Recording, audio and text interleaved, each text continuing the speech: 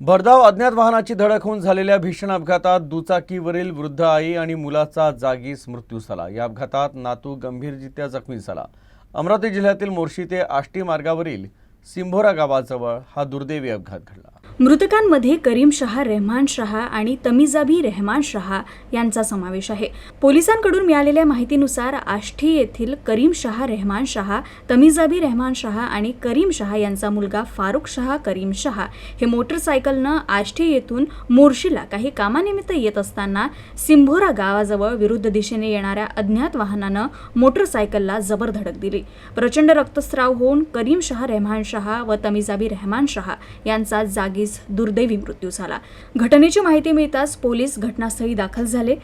तानाजी युवा बहुउद्देशीय संस्थेचे अध्यक्ष राहुल पंडागरे, रवी परतेती, प्रवीण धोटे यांचं सुद्धा पोलिसांना सहकार्य लाभलं।